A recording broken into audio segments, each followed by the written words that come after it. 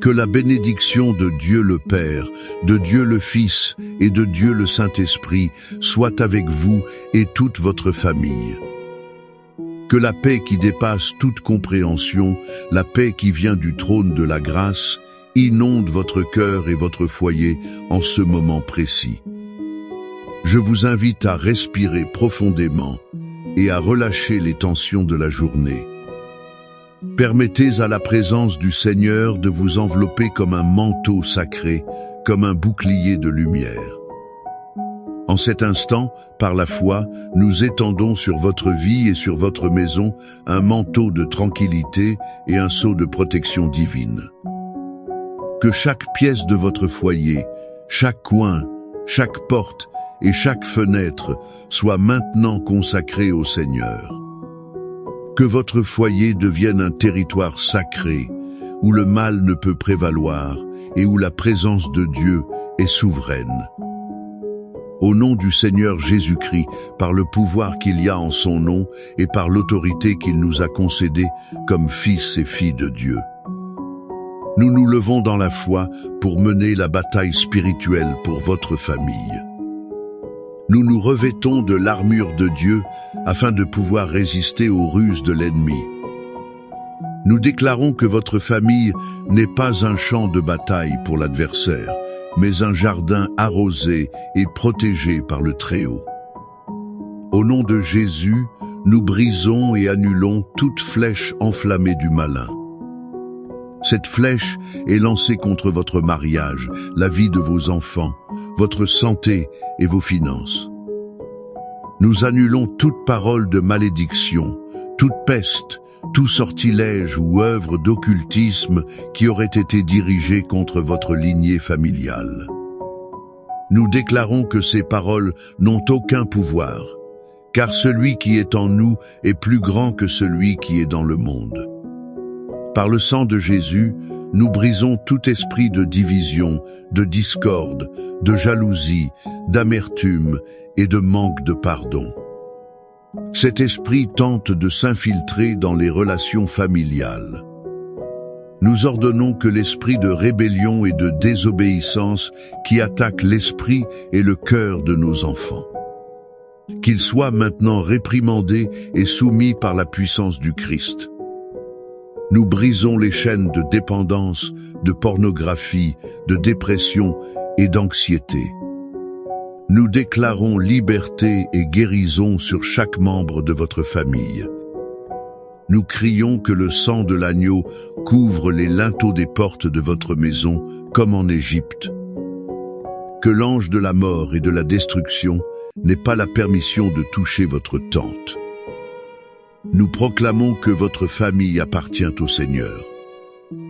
Elle a été achetée à un prix élevé, et aucune arme forgée contre elle ne prospérera. Nous établissons, par le décret de la foi, un mur de feu du Saint-Esprit autour de votre maison. Il la protège de tout danger physique et spirituel, de nuit comme de jour. Maintenant, je veux que vous calmiez votre cœur et me permettiez de vous guider à travers l'une des histoires les plus touchantes de toute l'Écriture.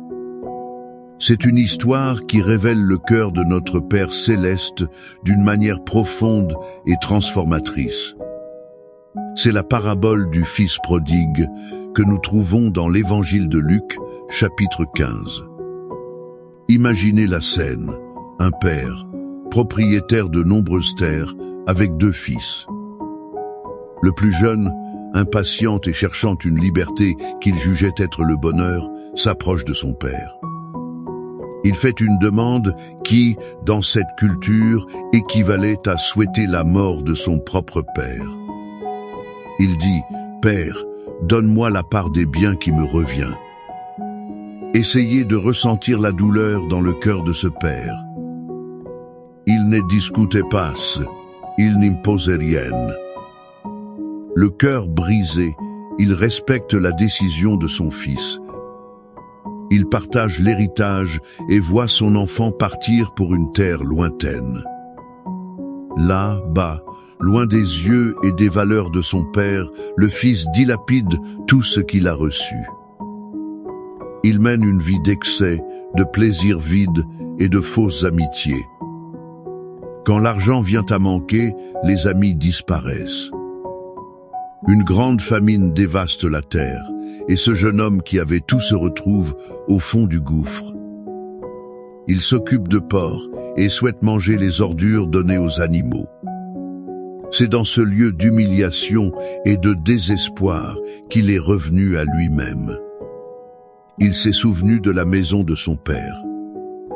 Il s'est souvenu que même les serviteurs de son père avaient du pain en abondance, tandis que lui mourait de faim.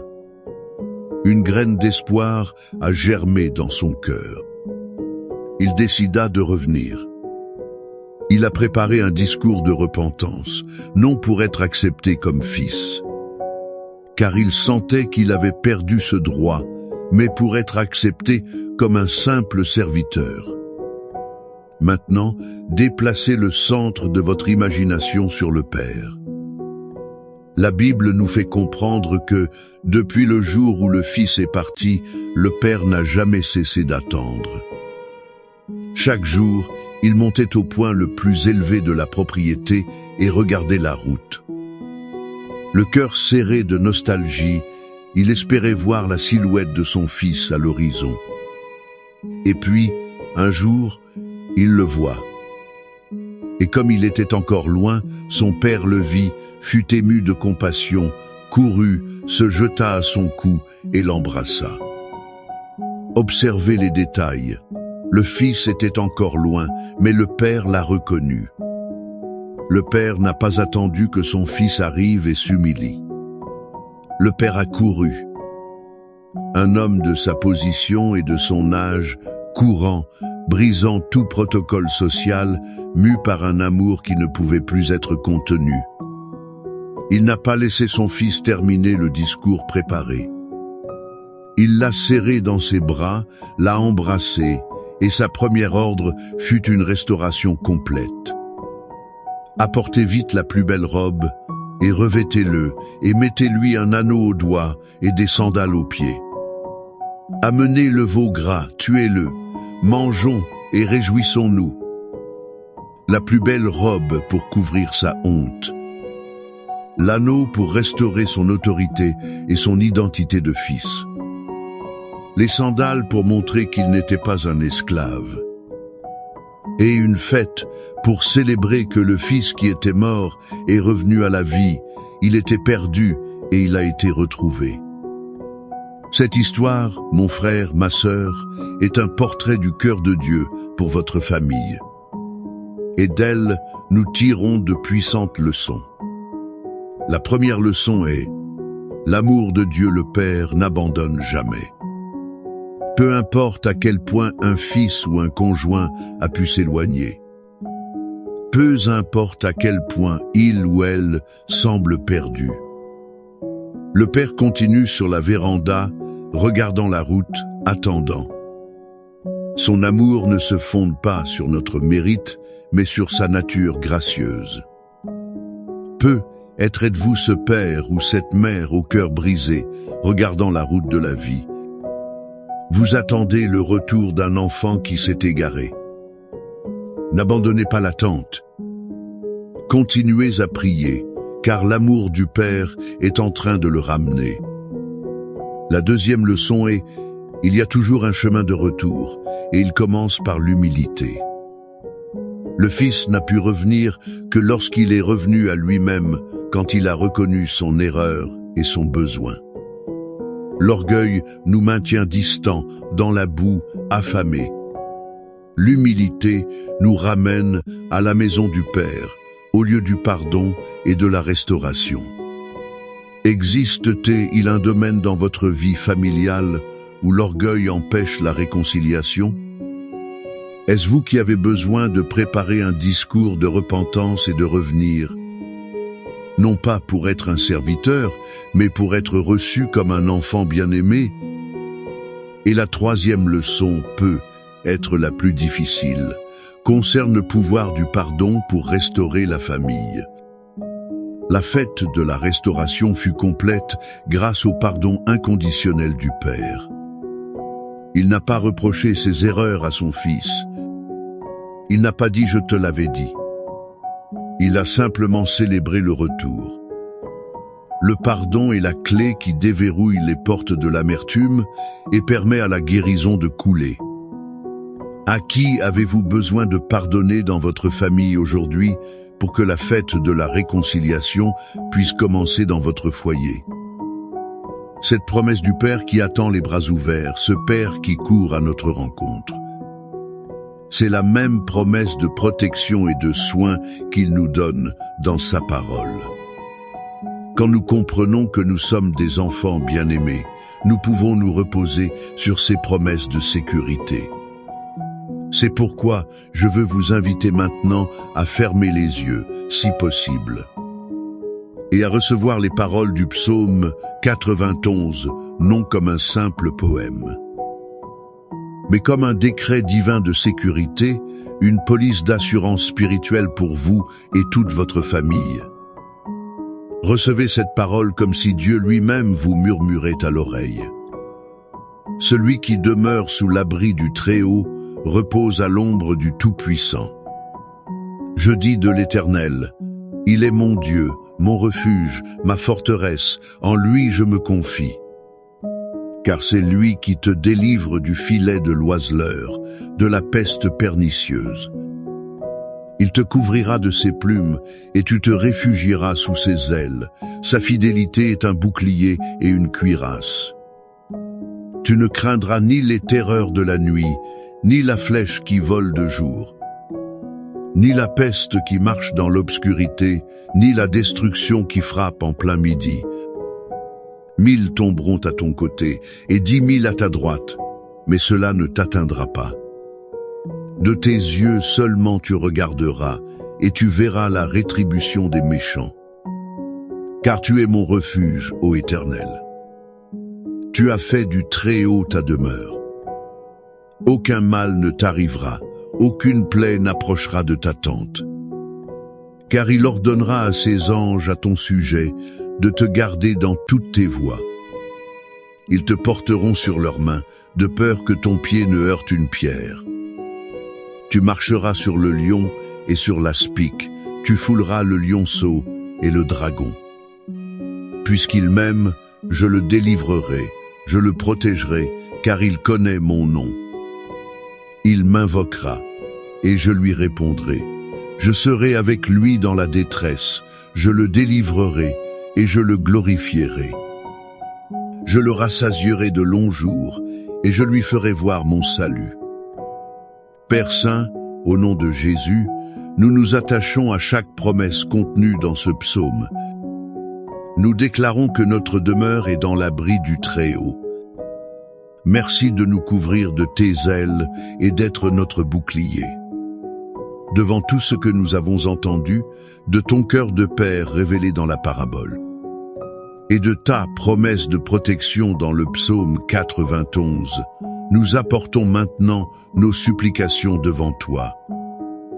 Seigneur, nous élevons devant toi chaque fils et chaque fille qui, comme le fils prodigue, s'est éloigné de la maison et de tes chemins.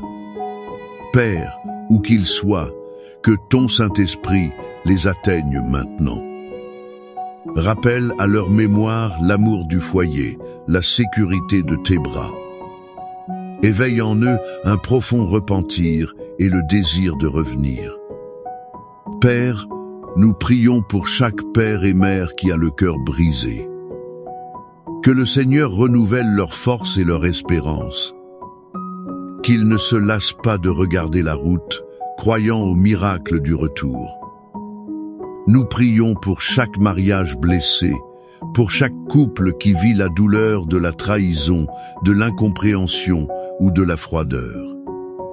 Père d'amour, restaure l'alliance. Répands le baume de ton pardon sur les blessures. Brise les murs d'orgueil et de silence.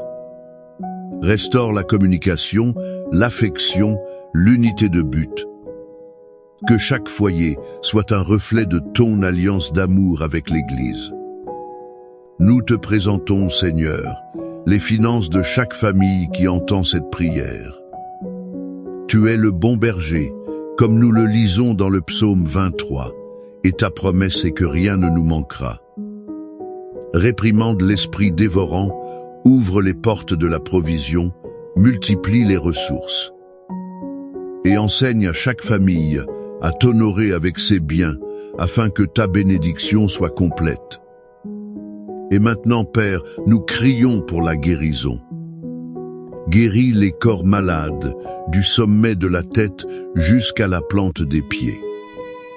Tout diagnostic malin, toute maladie chronique, toute douleur, nous les soumettons à l'autorité de Christ Jésus. Que le pouvoir qui a ressuscité Jésus d'entre les morts vivifie maintenant les corps mortels. Et nous prions aussi pour la guérison de l'âme. Guéris les souvenirs douloureux, les blessures de rejet, les traumatismes du passé. Apporte la réconciliation là où il y a inimitié entre frères, entre parents et enfants. Arrache toute racine d'amertume. Que la paix et l'harmonie de ton esprit règnent dans chaque foyer. Je veux maintenant vous encourager à faire un acte prophétique. Écrivez le nom de votre famille ou votre supplication spécifique dans les commentaires de cette vidéo ou de ce podcast. En faisant cela, vous libérez votre foi et vous vous unissez à une communauté de frères. Ceux-ci intercéderont avec vous et pour vous. Que l'amour du Père qui accueille et attend les bras ouverts. Que la grâce rédemptrice du Fils Jésus qui nous vêt de vêtements nouveaux et nous rend notre identité. Et que la communion et le réconfort du Saint-Esprit qui unit et restaure toutes choses soit et demeure sur vous, sur votre maison et sur toute votre famille, aujourd'hui et pour toujours. Recevez cette bénédiction et reposez-vous dans la certitude que le meilleur de Dieu est encore à venir pour votre foyer. Amen.